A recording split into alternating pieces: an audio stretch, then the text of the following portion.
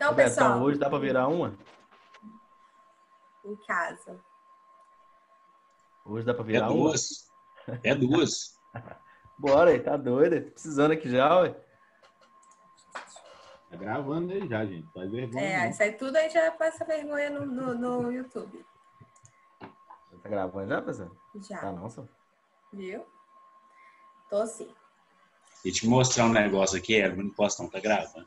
Isso mesmo. O Juarez, ele é sempre o meu assessor técnico, né, Juarez? Tá gelada já, Beto? Fica quieto. Vamos lá, gente. Então, continuando aí a aula, a gente começou... na aula passada foi uma aula bem curtinha, mas embora né, tenha sido uma aula bem rapidinha, a gente conseguiu finalizar ali alguns direitos políticos que nós falamos que ocorrem indiretamente, né? Me perdoe, que ocorrem diretamente. Nós falamos do plebiscito, do referendo e da iniciativa popular. Estão lembrados disso? Então, só voltando, né, que a gente vai falar no artigo 14, como que a soberania popular ela é exercida. Então, falamos na última aula essas 3 possibilidades que se encontram no rol do artigo 14, no entanto, não são as únicas, né? Não é um rol taxativo, é um rol exemplificativo, beleza? Falamos sobre isso, vou disponibilizar os slides para quem perdeu aí a última aula e você... Então, assim, eu estou tentando fechar as matérias nas aulas, que aí vocês se localizam bem, tá? Então, voltando aí no artigo 14. Assim, parece que a gente está falando só de um artigo a 10 aulas, né? Mas não. São os artigos que trazem muita informação e às vezes a gente deixa passar mesmo. Às vezes a gente não percebe o tão denso que eles são. Então, o artigo 14 vai falar: a soberania popular será exercida pelo sufrágio universal e pelo voto direto e secreto, com valor igual para todos, e nos termos da lei, mediante plebiscito, referendo e iniciativa popular. Então, já falamos dos incisos. Como que a gente consegue exercer a soberania popular de forma direta, ok? Agora vamos tentar, né, explicar aqui como que essa soberania popular ela é exercida da forma indireta. Isso é um pouco assim, essas nomenclaturas, né, gente, elas acabam que ficam um pouco incoerentes, sendo que a forma que eu mais me percebo participando da democracia são nos dias das eleições, né? Então a gente fala assim, nossa, mas como assim que isso é exercer democracia de forma indireta? Por quê? Porque, na verdade, são através, né, desses momentos eleitorais que eu vou escolher os meus representantes políticos. Então, quando a gente fala indireta, é porque eu vou colocar alguém lá no poder, né? Não sou eu diretamente que vou agir pela soberania, né? Eu vou colocar alguém no poder para que essa pessoa venha a, enfim, construir, né, um caminho democrático aqui para todos os cidadãos. Beleza. O que eu quero começar falando aqui na aula? Quando a gente fala de sufrágio universal, comumente a gente acha que nós estamos falando de direito ao voto. Não é isso? Então, pessoal, eu quero que vocês observem, tá? A primeira coisa que eu quero que vocês observem, o sufrágio universal, na realidade, nós estamos falando de direito. É um direito de todos, né? É o direito de votar. É o direito também de ser votado. E quando a gente fala de universal, porque vão ter, obviamente, alguns requisitos que a Carta Magna vai impor, mas eu não vou mais diferenciar pessoas, né? Homens, mulheres, ricos, pobres, graduados, né? Com capacidade de estudo ou não. Então, eu vou tentar fazer com que o voto, esse direito ao voto, chegue até mais pessoas. Eu comentei sobre isso na aula, mas eu acho importante a gente lembrar. Quando que aconteceu esse sufrágio universal? Ele é um marco muito importante na história do direito, para os alunos que foram meus alunos em História do Direito, principalmente porque, se até então nós tínhamos, né, a maior representação do voto era pelo voto censitário, ou seja, quem tinha uma determinada renda que podia votar, com o advento do voto universal, né, com o sufrágio universal, o que começou a acontecer aí no mundo, né, nos países que exercem democracia? Os representantes das câmaras, né, dos deputados e tudo, começaram a mudar de cara. Se antes eu tinha ali um bloco, né, de pessoas da mesma classe social, sempre ali a mesma cara de político, né, exercendo ali os papéis de governantes, com o sufrágio universal, começaram a aparecer novos rostos, né? Então, por exemplo, falo sempre ali do filme Tempos Modernos, né, do Charlie Chaplin, porque eu acho que ele caracteriza isso bem. É um momento em que o liberalismo não está dando muito certo, porque os ricos cada vez abusando mais ali dos trabalhadores, né, os trabalhadores trabalhando em condições péssimas de trabalho, aquela coisa toda que a gente já conhece, a Revolução Industrial comendo solta, e aí, de repente, o que acontece? Os movimentos populares, eles começam a tomar força, né? Os partidos dos trabalhadores, movimento operário e por aí vai, e eles começam a votar em representantes deles mesmos. Então, no momento em que o pobre, né, pode começar a votar, porque agora eu não preciso ter uma renda para votar, de repente, eu começo a votar em pessoas que me representam e não necessariamente votar em pessoas que não tinham nada a ver com a minha história. Então, o Partido dos Trabalhadores, né, começa a tomar força a partir daí. Esses movimentos, né, mais sociais, movimentos mais sindicais também. Então, eu começo a colocar ali no Congresso pessoas que representam a classe. E por isso que o sufrágio universal, ele traz consigo mudanças muito mais representativas do que simplesmente o direito de ir lá votar nas urnas, tá? O sufrágio universal, ele de fato, ele traz mais direitos para ser discutidos ali, né, no âmbito do legislativo. Então, começam a aparecer os direitos sociais. Eu não estou falando apenas dos direitos de primeira dimensão constitucional, que, né, vocês já estudaram isso. Não estou falando só de liberdade, de direito à vida. Não estou falando somente desses direitos inerentes à pessoa humana. Para o cidadão ter boas condições, né, de vida, além das condições primárias, vão surgir os direitos o quê? Sociais, né? Que é o direito à saúde, direito à educação, direito às condições de trabalho, direitos previdenciários e por aí vai. Então, quando a história do sufrágio universal vai muito além do que porque às vezes a gente não consegue perceber, tá, gente? Me perdoem quem já estudou isso, se eu estou sendo repetitiva, mas às vezes a gente não percebe a complexidade que está por trás de um conceito que a gente fala todo dia. Aí eu sempre me pergunto, será que a gente sabe de fato o que é o sufrágio universal? Né? O que a mudança que o sufrágio universal trouxe para o mundo, né? Para os países democráticos, no momento em que os votos deixam de ser censitários e passam a ser universais. Só um adendo, voto censitário, só voltando quando era estabelecida uma renda mínima, né? Só podia votar quem tinha determinada renda. E para ser votado, então, uma renda maior ainda. E o sufrágio universal, ele vai além. Ele vai não só do direito de votar, mas ele também vai ao direito de ser votado. Então, o sufrágio universal, ele é a capacidade eleitoral de forma ativa e de forma passiva, ok? Por isso que a nossa Constituição, ela diferencia aí, ó, o sufrágio universal e o voto direto e secreto. São dois conceitos diferentes, senão eu só falaria de sufrágio universal. Então, quando a Constituição toma, né, por direito de separar esses dois conceitos, é porque, enquanto aqui, no conceito de sufrágio universal, eu estou falando mais do nosso direito, né?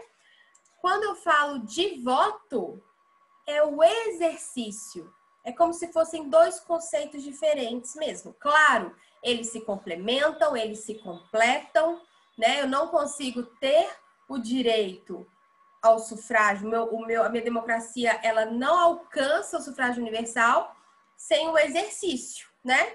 Não adiantaria nada todo mundo ter direito de votar, direito de ser votado, mas não se incentivasse esse direito.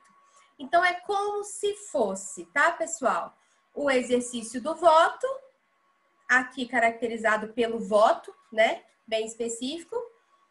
E, quando eu falo do sufrágio universal, caracterizado aí pelo direito, tanto de votar quanto de ser votado, ok? Então, a gente vai falar de uma capacidade eleitoral ativa, que seria a capacidade eleitoral de votar, né, o direito de votar, e a capacidade eleitoral passiva, que seria o direito, então, de ser votado. Então, por que eu estou só enfatizando isso? Algumas questões de direito constitucional, nem é só questões de direito eleitoral, em provas, tanto de OAB quanto provas de concurso, às vezes traz essa pegadinha em relação às diferenças de voto e sufrágio, ok? Claro que a gente tem que entender esse conceito complementar, mas aqui está na cara que a Constituição Federal, ela separa o conceito de sufrágio, né, e o voto. E olha que interessante, em um primeiro momento, né, a gente vai falar assim, sufrágio universal. O que significa esse sufrágio universal, gente? Todo mundo tem direito. Aí a pergunta é, todas as pessoas no Brasil têm direito a votar e a ser votado? Essa é uma pergunta. Não. De ser votado, eu acho que todo mundo sabe que não é bem assim, né? Não é qualquer um que vai chegar lá no cargo de presidente da República. E para votar, qualquer pessoa pode votar? Também não, tem a idade mínima, né? Tem idade mínima. Então, prestem atenção. A própria Constituição Federal, embora ela dê essa ideia, né, de universalidade, a característica de universalidade, a gente tem que lembrar que somente os titulares do direito, né, que vão exercer esse princípio do sufrágio universal. E aí, no próprio artigo 14, vai falar, né, eu já vou até descer aqui, ó, que são obrigatórios para os maiores de 18 anos e são facultativos para os analfabetos, os maiores de 70 anos e os maiores de 16 e menores de 18 anos, tá?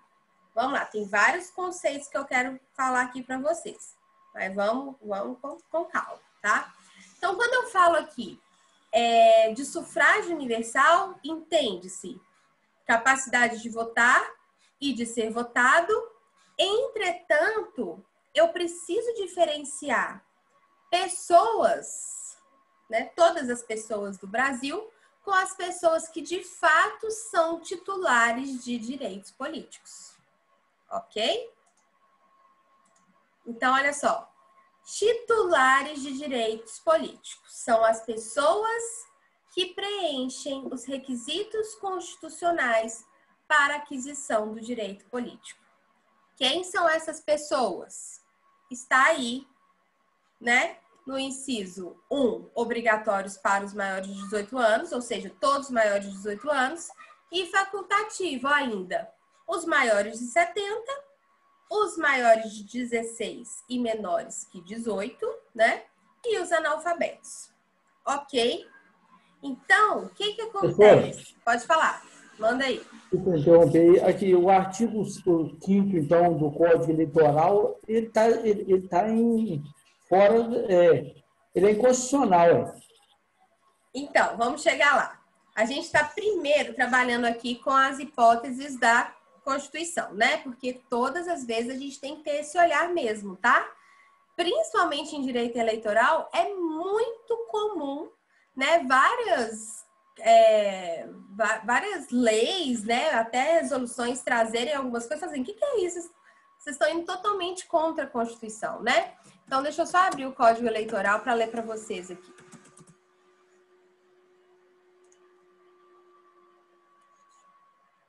Então, artigo 5º.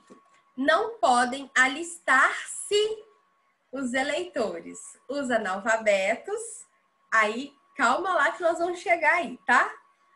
Os que não saibam exprimir-se na língua nacional, os que estejam privados, temporário ou definitivamente dos direitos políticos. O que acontece, pessoal? Em relação aos que não saibam exprimir-se, né, na língua nacional, existia um cuidado da Constituição em tirar o direito dos estrangeiros ao voto, ok? No entanto, já existe uma jurisprudência, tá? Um entendimento bem estabelecido do Supremo Tribunal Federal, que esse inciso 2 não vale mais, não vale, né? Ele realmente é um inciso inconstitucional que vai contra a nossa legislação, tá bom? Porque, gente, eu não posso simplesmente excluir o analfabeto, né? Pelo contrário, eu tenho que dar o Brasil tem que dar condições para que o analfabeto deixe de ser analfabeto. Imagina se eu simplesmente ignoro eles da minha lista aqui, né? E falo assim, não, se analfabeto, eu não preciso se preocupar com eles, não, porque eles não vão ser eleitores mesmo, né? Então, observem que, claro, primeiro, né, gente? Aqui nós estamos falando de um código que foi expresso em 1965. 1965, tá? Esse é o Código Eleitoral. Quando a Constituição vem em 88, ela já vem com a ideia de equidade. Nós falamos aqui um pouquinho sobre o princípio da equidade, de equalizar aqui, de alguma forma, os direitos das pessoas. Então, aqui a gente tem, com certeza, uma inconstitucionalidade que não posso falar que é por falha do legislativo, né? Porque poderia, né, o Poder Legislativo editar uma nova lei para poder revogar esses artigos inconstitucionais, não é? O que a gente sempre estuda em todos os direitos, mas nem sempre isso é o que acontece. Muitas vezes esses artigos eles estão revogados de forma tácita. E a Constituição Federal, ela vem e revoga tacitamente muitos artigos do Código Eleitoral, tá? E de todos os outros. Então, cuidado, quando a gente tem que ler a lei seca, é um problema, porque ao mesmo tempo que vai cobrar a lei seca, né? Eu tenho que ler a lei seca sempre com a Constituição. Ô, gente, deixa eu falar uma coisa para vocês, coisa de vida, tá? Eu não sei vocês, vou falar de mim. Quando eu estudava direito, há alguns bons anos atrás, né? A gente não entra aqui no mérito de quantos anos atrás. Mentira, não tem problema não. Mas quando eu estudava, eu não sei, assim, tinha matérias que a gente meio que saía correndo delas, né? Parecia, por exemplo, eu estudava muito mais processo na faculdade, né? Adorava estudar processo civil e tal. E essas matérias, tipo, direito constitucional, né? Filosofia do direito, argumentação, aquela coisa era uma coisa que a gente deixava mais passar. Não sei vocês, né? Mas algo, meu feeling aqui fala que alguma coisa a gente não dá tanto valor para essas matérias. Quando a gente forma, a gente vira e fala assim, velho, por que eu não estudei essas matérias antes da minha vida? Sabe? Porque aí, muitas respostas do que a gente quer na prática, elas não estão na lei, elas estão na Constituição e às vezes a gente esquece de ir na Constituição, tá? No exercício da advocacia, a gente vê isso 500 vezes, né? Assim, os advogados levantando várias possibilidades legais, esquecendo ali o que a Constituição quer falar, né? Para isso existe, né, tanto as ações aí de inconstitucionalidade, que a gente até chegou a falar, alguma coisa, para isso que eu tenho poder judiciário, né, para eu poder questionar a constitucionalidade dessas leis, Mas aquelas que eu não tive uma ação de inconstitucionalidade, elas têm que ser interpretadas conforme a Constituição, tá? Beleza? Respondido a pergunta? Sim, obrigado, professor. Ficou alguma dúvida, gente? Alguém quer me perguntar no chat? Eu já nem sei mais onde que tá, como que aparece o chat. Apareceu aqui. Tá, então vocês me chamem aqui, tá? Qualquer coisa. Então, olha só, na Constituição a gente vai falar que não é obrigatório, mas se o analfabeto quiser votar, ótimo, sem problemas. Pelo contrário, né? A gente quer que incentiva, né? As pessoas a participarem. Existia essa preocupação, mas como é que as pessoas vão se expressar na língua portuguesa? Gente, hoje, sério, né? Essa preocupação, ela não toma mais lugar, porque imagina se eu tiro esse direito de alguém que tem uma deficiência, né? De um surdo e mudo, por exemplo, até do deficiente visual também, que por ele não saber ler ali, né, as letras, ele não poderia votar. Enfim, então isso é muito, muito delicado a gente chegar com o código e simplesmente banir essas pessoas, beleza? Então, até se vocês abrirem, eu abri aqui no Google, quando vocês abrem, né, no site do Planalto direto, vocês vão ver que não podem alistar-se os eleitores, aí os analfabetos. Aí tem assim, né, vídeo, artigo 14, parágrafo 1º da Constituição, que ele mostra aí que se torna facultativo para votar, né, pessoal? Já avançando, né? O analfabeto pode ser votado? Não. Né? Então, nós vamos ver daqui a pouquinho, né, que o analfabeto, ele pode votar sim, beleza. Mas aí ele já não vai poder ser votado. Beleza? A gente vai chegar aqui. Então, olha só. Quando eu falo de pessoas que preenchem os requisitos constitucionais para aquisição do direito político, eu estou falando daquilo que se chama cidadão, tá? Às vezes a gente confunde um pouquinho as pessoas, né? As pessoas e as pessoas que têm direitos eleitorais, que no caso vão ser os cidadãos. Ok? Tudo bem? Então, quando eu quero falar aqui quais são as pessoas, né, que têm o direito de exercer o voto, nós estamos falando dos cidadãos, tá? Titular de direitos políticos. Então, para a Constituição, a gente só pode considerar cidadã quem? A pessoa que é, na verdade, a pessoa que for brasileira, né? Maior de 16 anos. Não é maior de 18, é maior de 16. Concordam comigo? Desde que essa pessoa de 16 anos tenha se alistado, né, na zona eleitoral. Concorda? Se, vamos supor, o rapazinho lá de 16 anos não fizer o alistamento, não. Aí ele ainda não está aí dentro a essa categoria da Constituição Federal. Aí seria o maior de 18. Mas aqui a gente sabe que os maiores de 16 anos, se alistados perante a Justiça Eleitoral, eles também vão ser considerados cidadãos. Ok? Beleza, gente? Alguma dúvida? Ok, professor. Então tá. Tô indo bem devagar porque eu fico com medo. Aí o parágrafo 2º vai falar o quê? Não podem alistar-se como eleitores os estrangeiros, né? E os conscritos. Os conscritos, pessoal, são os militares em exercício do serviço militar obrigatório, tá? Ok? Então, na verdade, a gente vai ter aí 2 impedimentos, na verdade, de alistamento como eleitores. Os estrangeiros e os conscritos, tá? Alguns de vocês pode ser que vocês me perguntam. Deixa eu voltar aqui.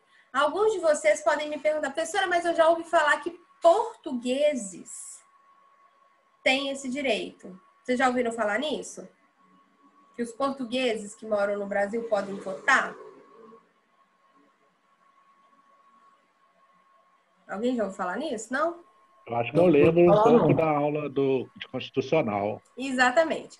Vai ter um artigo, se não me engano, o artigo 12. Deixa eu só ver aqui que eu não... Exatamente, Marina. Legal. Existe o princípio da reciprocidade, né? Enquanto os direitos forem recíprocos entre os países, né? Aí o português apenas poderia votar aqui no Brasil, tá bom? Ok? Muito bem. Adorei vocês lembrarem aí. Marina arrasou. Vamos lá, pessoal. Então, falamos sobre o direito de votar e ser votado. Ok, sufrágio universal. Vou falar das condições de inelegibilidade daqui a 1 minuto. Calma lá. Mas vamos pensar quais são as características do voto? Fácil, vocês vão matar isso aqui. Primeira coisa característica do voto. O voto é pessoal. Então, ele só pode ser exercido pessoalmente, né? Eu não posso dar uma procuração para ninguém exercer em meu lugar. Então, se eu estiver doente, acamado, viajando, seja lá o que for, eu posso justificar o voto, beleza? Mas eu não posso falar assim, fulano vai lá e vota no ciclano para mim, né? Exerce lá o meu direito ao voto. Isso não pode, então é pessoal. A outra coisa que todo mundo está cansado de saber é a obrigatoriedade de comparecimento, né? Então, aos maiores de 18 anos e menores de 70 anos, desde que alfabetizados, é obrigatório o comparecimento às eleições, né? Então, as pessoas que fazem 70 anos, elas podem ou não, né? Os maiores de 16 anos podem ou não precisa justificar, não precisa depois falar nada. Mas aqueles que estão entre 18 e 70 e se forem alfabetizados, eles são obrigatório o comparecimento à zona eleitoral, tá bom? Quando eu falo obrigatório, a gente vai lembrar e ver depois aquelas questões que, óbvio, eu posso justificar o meu voto, óbvio que eu posso pagar a multa por não ter justificado o meu voto e óbvio que eu posso perder o meu direito ao voto também, tá? Mas em tese, né, em regra geral, todos nós somos eleitores e todos nós votamos, beleza? Quando eu falo de liberdade, que é uma característica do voto, as pessoas falam assim, não, professora, eu não sou livre não, porque senão não seria obrigatório eu comparecer às urnas. A liberdade não tem nada a ver com isso. A liberdade é a possibilidade do cidadão em escolher em quem que ele vai votar, qual partido político que ele vai votar e também para aquela pessoa que também quiser ser votada, ela também pode se filiar livremente a um partido político, desde que se filie, né? Porque nós já falamos aqui que toda pessoa que quiser se candidatar, obrigatoriamente, dentro do princípio, né, que a gente viu, obrigatoriamente tem que se filiar a um partido político. Não pode simplesmente falar assim, eu vou me candidatar sem partido, tá? Isso é vedado pela Constituição da República, ok? Enfim, então, liberdade, quando eu falo, é liberdade de escolher o seu candidato, é a liberdade de voto. Ninguém pode me pressionar, né? Ninguém pode me obrigar. Se tiver, sei lá, se for comprovado que meu voto foi vendido, né? Que eu fiquei ali restrita a um determinado candidato, isso é abuso de direito, né? Então também não pode. Então, o dever é de votar, mas dentro desse dever, somos livres para escolher quem que a gente quiser, até mesmo anular o voto, se eu quiser, né? Então a gente é livre, ok? O voto é secreto, maravilha, né, gente? Porque vocês imaginam se o voto não fosse secreto, né? Se a gente tivesse aí uma obrigação de falar quem que a gente votava, a gente estava perdidos, todos nós. O voto ali, então... A reunião de família estaria 3 vezes pior, né, professora? Vocês já pararam para pensar? Porque aí você fala assim, isso mesmo. As pessoas que são mais politiqueiras, né, que não querem entrar em embate, né? Não, você votou em mim? Quantas vezes vocês encontram com o candidato em contagem na rua, gente? Com o candidato amigo, fala assim, você votou em mim? Votei, então vou votar, né? Enfim, ainda bem, senão tava todo mundo aí perdido, tinha que arrumar uns 10 votos para cada pessoa.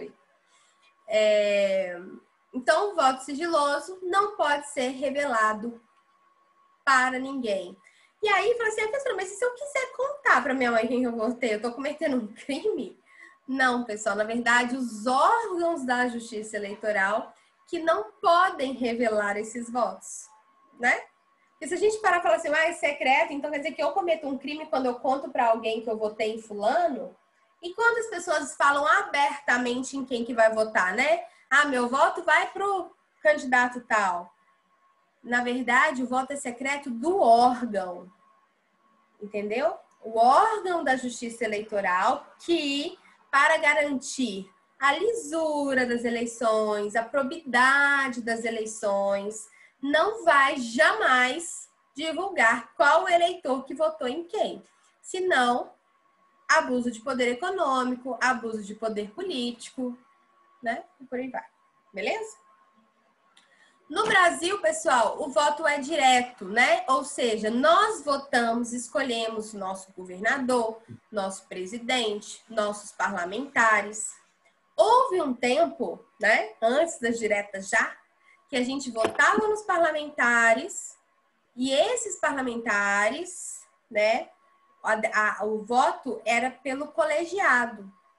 É assim em alguns outros países, né? Por exemplo, na Inglaterra, a gente... Como é que é? Só lembrar aqui. Na Inglaterra, a gente vota no primeiro-ministro. Não, mentira, não é?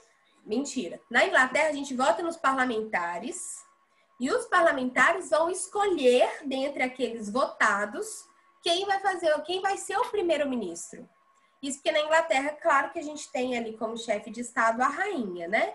Mas o chefe de governo vai ser escolhido entre eles, pelos votos deles, ok? Nos Estados Unidos, vocês devem ter acompanhado isso também, que a gente fica um pouco confuso lá nas eleições norte-americanas, né?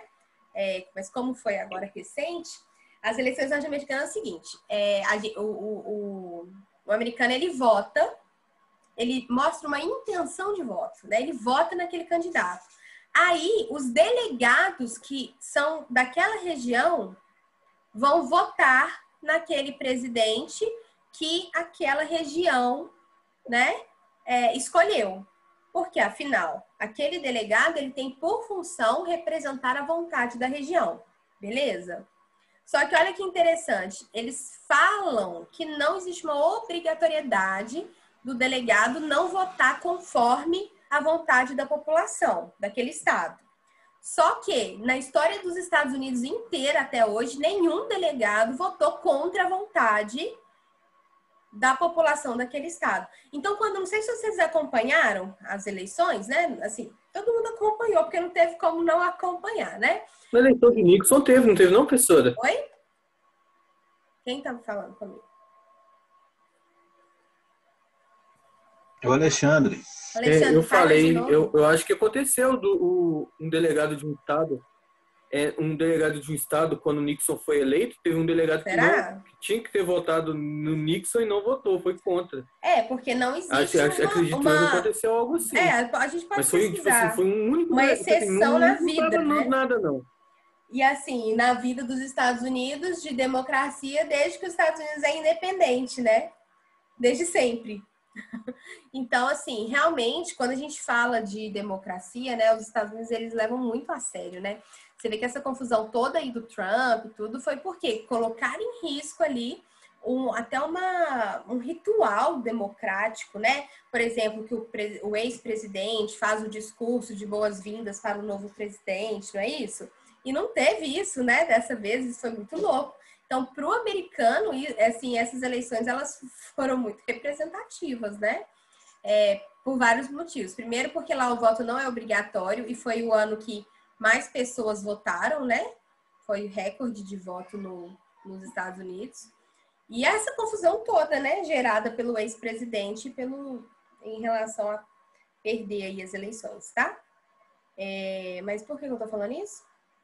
Porque eu tô falando do voto direto e indireto, né? Então, o voto direto é o nosso sistema que está aqui na Constituição. A Constituição falou, o voto ele é secreto e direto, beleza? Porque antes, né, houve um tempo que a gente votava de forma indireta, que é a democracia, o parlamentarismo, né? Quando a gente fala de parlamentarismo, é diferente exatamente neste ponto, né? O parlamento vai votar naquele chefe de governo. No nosso país, a gente tem que lembrar que o chefe de Estado e o chefe de governo, por acaso, são a mesma pessoa, que é o presidente da República. Na Inglaterra, né, o chefe de Estado é o rei, o chefe de governo é o primeiro-ministro. Tá? Então, só lembranças aí. Mas, sem intermediários, diferente aí dos Estados Unidos, né? Sem intermediários, o eleitor, ele vota diretamente nos governantes. Beleza? Periodicidade, gente. Mandatos são temporários, né? Então, nós sabemos que o presidente vai entrar, vai exercer 4 anos e de forma periódica, de 4 em 4 anos, novamente o eleitor vai ser chamado às urnas para escolher de novo seus representantes. Lembrando que a reeleição ela foi incluída na Constituição, né? Então, a gente vai falar aqui, o parágrafo 5º vai falar da reeleição, mas isso veio depois de 88, já era o Fernando Henrique, né? Então, para quem não lembra, ou para quem ainda não era nem nascido, né? Porque às vezes eu fico pensando nisso. Tem gente que nasceu em 2003? Aqui na sala não, né? 2001 tem. Mila. Você nasceu quando, Mila?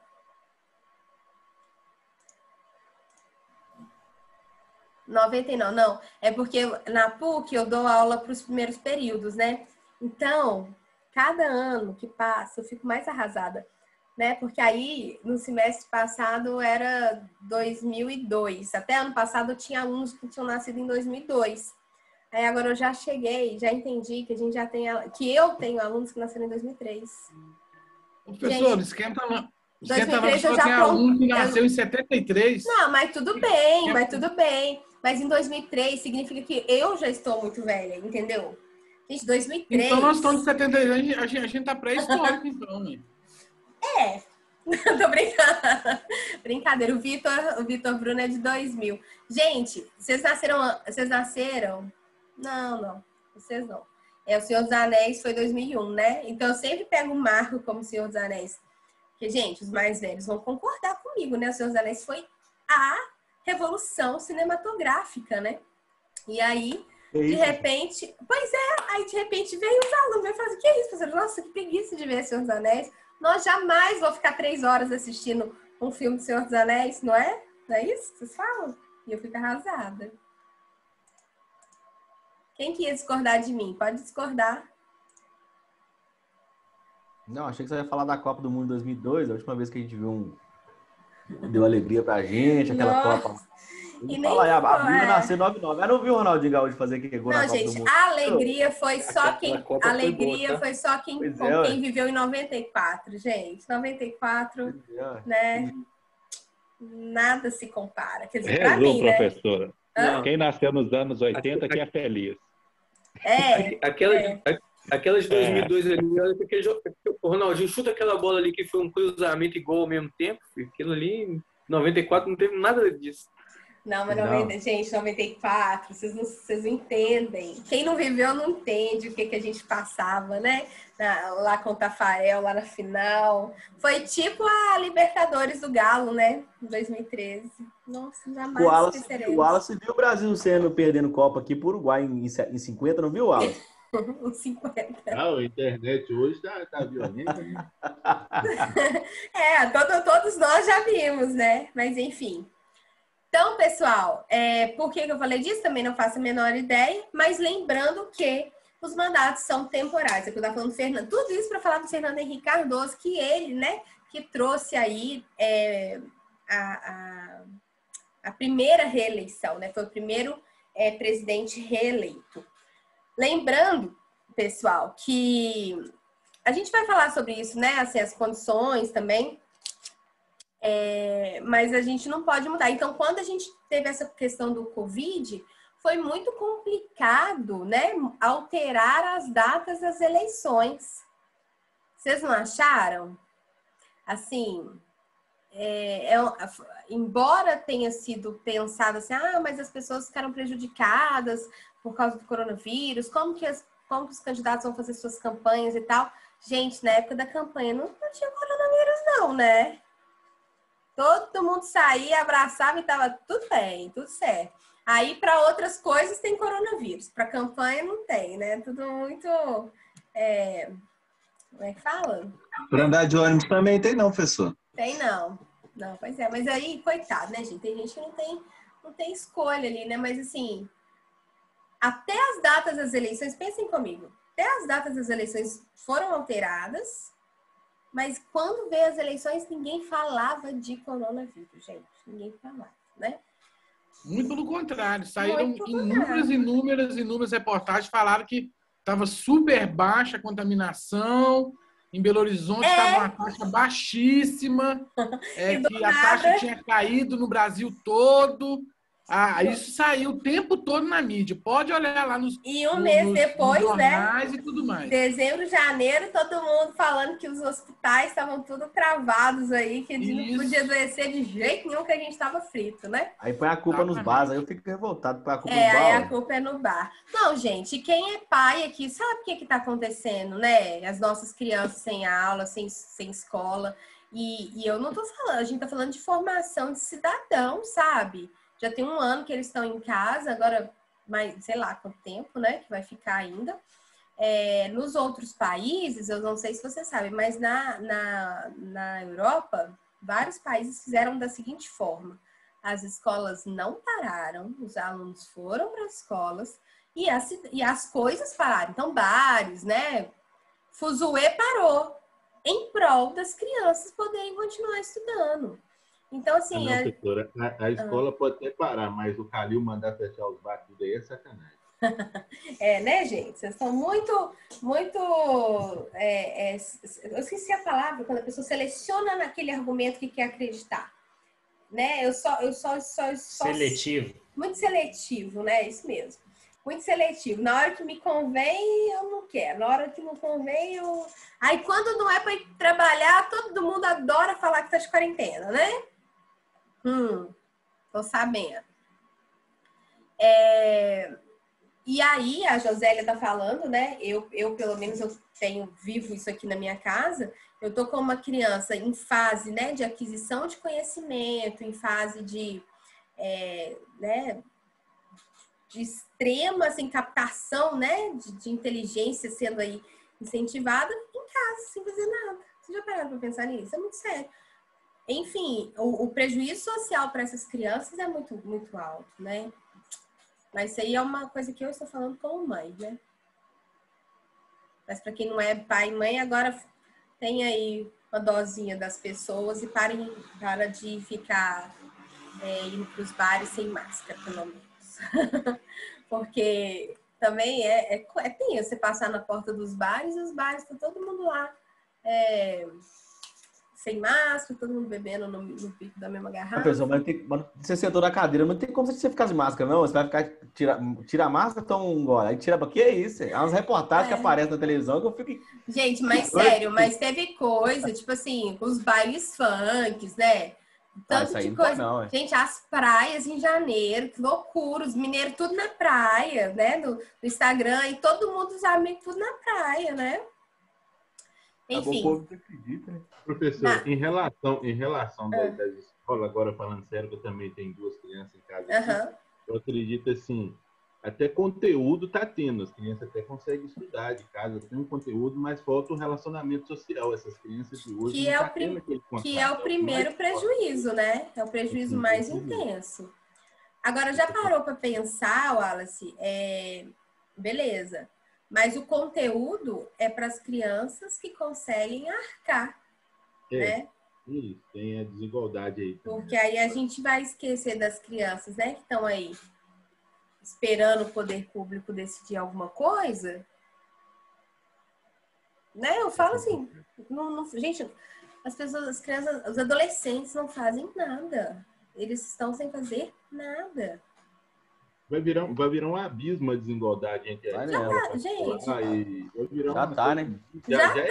Vai ficar bem maior ainda depois dessa pandemia. Como que eu exijo, né, que as crianças das escolas públicas, os adolescentes das escolas públicas entrem nas universidades públicas, sendo que, na verdade, eu não consigo propor... Gente, nem sei, né?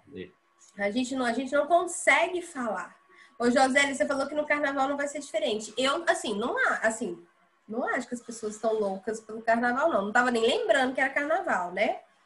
Mas eu acho que alguns lugares aí vai acabar tendo, né? Isso é muito ruim. Mas, enfim, periodicidade, ok, né? 4 em 4 anos. Todos nós sabemos quais serão os anos que teremos eleições para presidentes, para governadores, e por aí vai. E a igualdade, que o voto de todos os cidadãos vai ter o mesmo valor, né? Independente aí da circunstância, independente do sexo, independente da idade, independente se a pessoa é rica, se é pobre, é aquela igualdade formal que a gente fala, né? One man, one vote. É um voto por pessoa, independente se ela é pobre ou rica, vai valer da mesma forma. Então, essas características do voto, elas são extremamente importantes, elas são extremamente cobradas, tá? E eu gostaria que vocês soubessem isso aí, que é fácil, né? Às vezes é difícil lembrar, mas é fácil, não é um conteúdo difícil, tá bom? E aí, pessoal,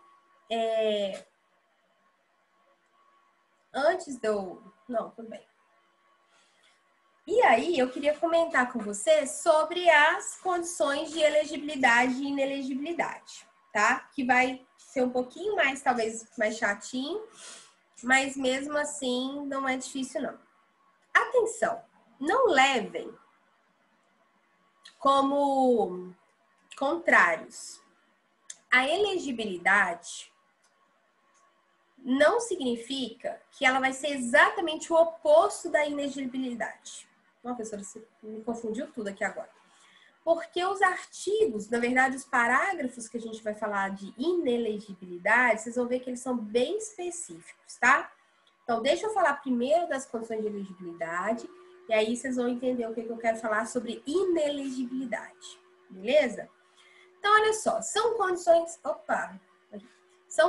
de elegibilidade. Primeiro, nacionalidade brasileira, ok? Então, pessoal, para o alistamento, né, eleitoral, a pessoa tem que ter nacionalidade brasileira, ok? Não faço distinção entre brasileiro nato nem brasileiro naturalizado. Aqui, não.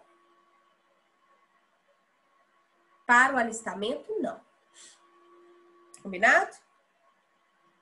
Depois nós vamos ver que alguns cargos vão ser específicos para brasileiros natos. Mas calma lá.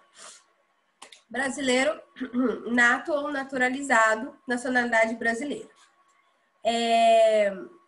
E aí, voltando a lembrar daquele princípio aí que foi a Marina que falou? A Marina, né? Não lembro. Deixa eu voltar aqui. A Marina, da reciprocidade. Marina acertou os dois aqui. Que é sobre os portugueses, né? Então, o artigo 12 lá da Constituição Federal, ela vai atribuir esse direito aos portugueses domiciliados no Brasil, aos residentes, desde que haja reciprocidade nos brasileiros que residam em Portugal, tá? Então, só atenção aqui, que pode ser uma exceção, essa nacionalidade brasileira, tá? Beleza. Pleno exercício dos direitos políticos. Quem que está em pleno exercício dos direitos políticos, né? Pessoas que votam, né? E que não tem nenhum impedimento aí de votar. Não perderam seus títulos, né? Vamos chegar nesses impedimentos depois, tá? Porque senão acaba que a gente vai fazendo confusão. Entenderam? Beleza. Alistamento eleitoral, ou seja, o alistamento, o cara fez 18 anos, ele é obrigado a fazer o alistamento, ok? cara fez 18 anos, ele faz o alistamento. Facultativo para aqueles que forem maiores de 16 anos. Beleza? Lembra disso aí. Domicílio eleitoral na circunscrição. E aí, por que eu voto em Belo Horizonte e não voto em Contagem? Né? Por razões óbvias. Só um minuto, gente, que eu tô com alergia. Peraí. Eu começo a dar aula, me dá alergia. Não sei. Só um minutinho que eu vou pôr a máscara aqui, peraí. Então tá, cuidado aí, tá, gente? Se eu espirrar pra não ir corona aí. Sempre acontece isso. Eu acho que a luz, ela fica meio clara aqui na minha cara e eu fico alérgica.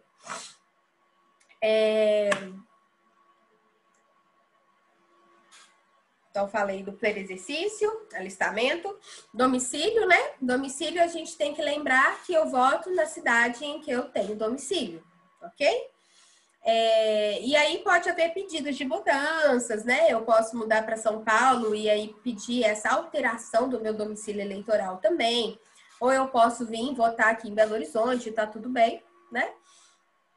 Professora, mas esse domicílio ele porque tem casos, por exemplo, se quando eu estudei constitucional lá, que eu fiz as perguntas para o professor na época, e até na prática mesmo. Domicílio eleitoral. Por exemplo, o cara vai se candidatar a prefeito de Contagem, só que ele não mora em Contagem, ele reside em Belo Horizonte, mas ele tem negócios em Contagem. E nem é isso, se ele foi inscrito, se quando ele tinha 18 anos, ele se inscreveu, né, na comarca de Contagem, o alistamento dele foi em Contagem, e ele não mudou o título de eleitor dele para Belo Horizonte, ele pode morar em Belo Horizonte, ter negócio em Belo Horizonte, mas o título dele é de Contagem. Tá bom? Não, entendi, mas na hora de, como é que eu posso dizer assim, de fazer a inscrição lá para eleição e tal, não teria que atualizar esses dados, aí os dados atuais dele estariam em outro, não tem essa divergência? Essa Na verdade, não. O que acontece assim? Na hora do alistamento, ele se faz com comprovante de residência, né? Ou moradia, né? Às vezes, enfim, a pessoa não tem comprovante de residência, mas ela mora ali. Então, é verificado se a pessoa vai se inscrever no domicílio que ela tem residência. Beleza. Agora, vamos supor que eu tenho uma amiga, né? Ela mora em São Paulo hoje, mas todo ano, ela, quando tem eleições de Belo Horizonte, ela quer votar aqui. Entendeu? Agora, se ela quiser mudar a zona eleitoral dela, se ela quiser mudar o domicílio eleitoral para São Paulo, aí ela precisa fazer prova de que ela mora lá. É para alterar. Entendeu? Tá na alteração. Na inscrição, não. Não. Né?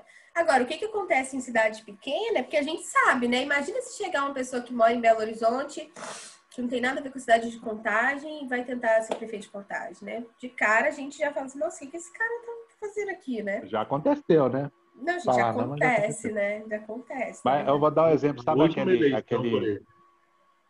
aquele moço, o menino que morreu, caiu do 7º andar lá em Recife, da cobertura do prefeito. Não, caiu da cobertura, por causa da pandemia, a empregada não podia levar o menino para a creche, levou para o trabalho. Ela desceu com o cachorro. Que horror aqui, para poder que ele fazer... subiu no elevador, né? Isso, que a mulher mandou ele para o elevador para ir atrás da mãe sozinho e tal. Nossa. É uma cobertura no Recife, mas ela é primeira-dama, o marido dela é prefeito, numa cidade a 100 quilômetros de distância. Eles moram em Recife. Eu vi, verdade. É nessa pergunta que eu estou te fazendo. Até mesmo o prefeito de Betim, o Vitório Medioli, milionário, empresário, tá? Ele é prefeito em Betim, tem negócio em Betim, mas ele mora em Belo Horizonte.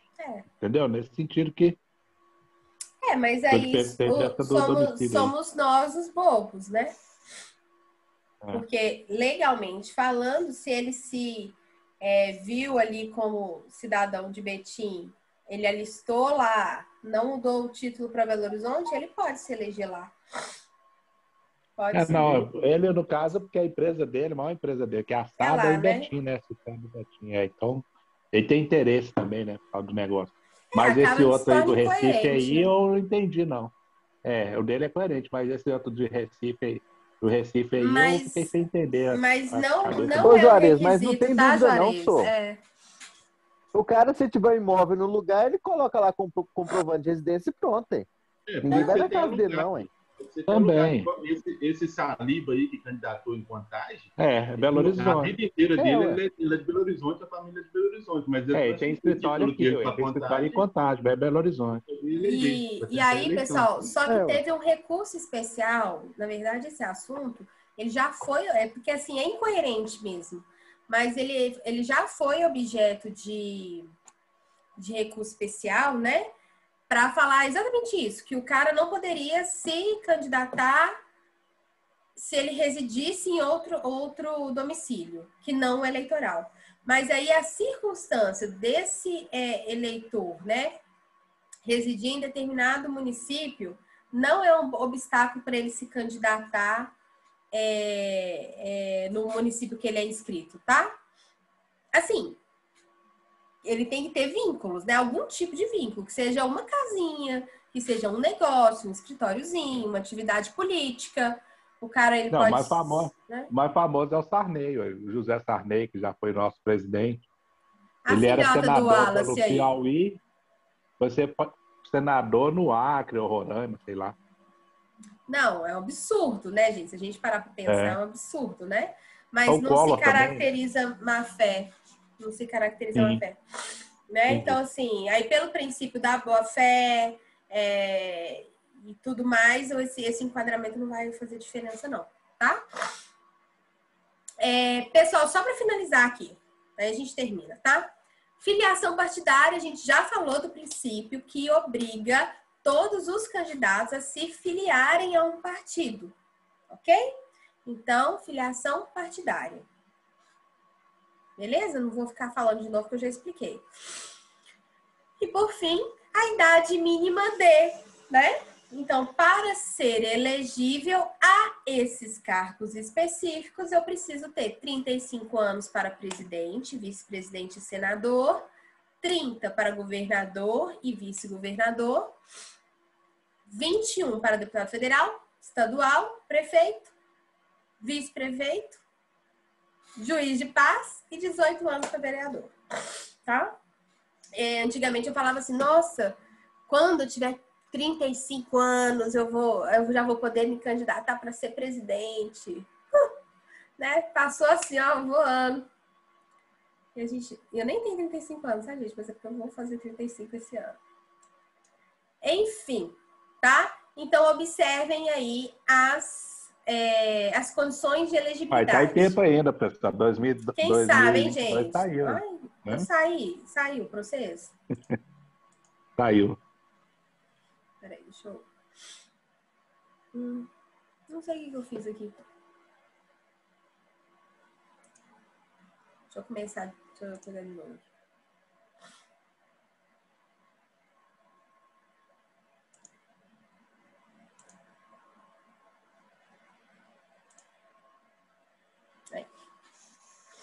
Então, o que eu quero falar? Que o parágrafo 3º vão ser as condições gerais, né?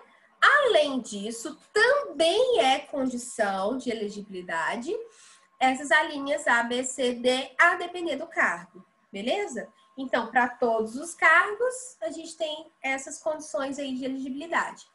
E a idade mínima aí para cada um dos cargos, tá?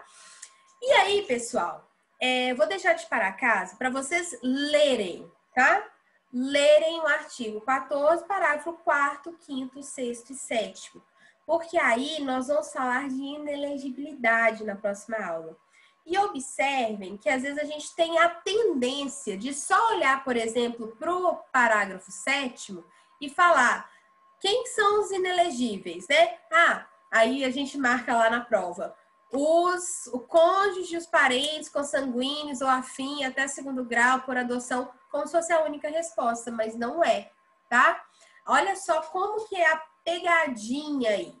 Então, a gente tem o parágrafo 4º, que é inelegível, os inalistáveis, quer dizer, aqueles que não podem se alistar, ou seja, o menino de 15 anos, ele não Se ele não pode se alistar, ele também não pode se eleger, óbvio, né? Além deles, os analfabetos. Beleza. O parágrafo 5º vai falar, olha só, ele vai falar daquelas pessoas igual o Temer, né? Ele entrou ali como presidente, ele saiu do cargo de vice e foi presidente. Ele só poderia ser reeleito para um único período. Então, ele é inelegível para um segundo período, para uma reeleição, tá? Observem isso. Então, eles podem ser reeleitos. Por exemplo, o Temer poderia se candidatar para as eleições presidenciais, mas vamos supor que ele ganhasse, ele não poderia se candidatar de novo. Então, é mais uma condição de inelegibilidade. Olha como é que ela está escondida aí dentro do parágrafo 5º. Ok? No parágrafo 6º, a mesma coisa, está escondido. Porque o presidente da República, os governadores e os prefeitos, eles precisam renunciar aos seus mandatos até 6 meses antes. Se eles não renunciarem aos seus cargos, eles se tornam inelegíveis também. Entenderam, gente? O que eu tô falando? Professor. Vamos lá. Sim. Professor. Pode falar. Estou ouvindo. Esse parágrafo 6 aí, esse parágrafo 6, só se esses candidatos aí forem mudar de cargo, né? Se ele for, o Calil foi candidato a prefeito e ele continuou sendo prefeito de Belo Horizonte. Como é que é? Se eles forem mudar de cargo. Não, se eles forem mudar de cargo. Mudar de cargo, claro, né? Porque aí, senão, eles vão se enquadrar nas regras de reeleição, tá? Aí eles vão se enquadrar nas regras da reeleição. Mas o que eu quero falar é porque a gente tem uma tendência de errar na prova. Sempre, tá? Quais são as condições de inelegibilidade? Porque mesmo eu com o código na mão, lá no dia da prova da OAB, eu vou aqui ó, parágrafo 7º, aí eu vou lá marcar. Eu vou escrever, né? São inelegíveis no território de jurisdição cônjuges, parentes consanguíneos, nananana, sendo que o 4º, 5º, 6º e o 7º falam de inelegibilidade, tá? Só para vocês atinarem. Vou voltar a falar sobre isso na próxima aula com mais calma para poder entrar em alguns detalhes. Combinado, gente? Combinado, professor. Tá? Então, terça-feira a gente tem aula. Não, né? Não. Tem alguma quinta-feira? Que povo levado. Quarta tem. Quinta e sexta tem, né? Quinta e sexta. Quinta e sexta tem. Nós tá agendando aí para ver se os alunos emendam, fica só o professor na sala. Olha isso. Não, vocês me avisam com antecedência se isso for acontecer, viu? Vocês não vêm que não tem me deixar aqui só com o gato pingado, não, porque eu sou dessas que eu fico brava, sabe? Eu falo assim, nossa, gente, o pessoal podia tanto estar ouvindo essa aula, depois eu vou ter que repetir tudo de novo. Não, se tiver gato pingado, tem represária depois. Não, se tiver gato pingado, eu dou aula do mesmo jeito, mas eu fico triste porque as pessoas depois eu vou ter que repetir a aula, basicamente, sabe? Ah, mas vai estar gravada. Você manda ver no YouTube gravada. Verdade. Boa. Tô brincando, gente. Sexta-feira, todo mundo firme e forte, 8h55 da noite, hein? Isso aí. Tá? Beijo pra vocês. Tchau, bom tchau. feriado. Boa noite. Tá? Boa Eu vou mandar noite. pra vocês o link aí, tá? Com todos os Tá bom. slides bonitinhos. Beijo. Tchau, tchau. Bacana, boa noite.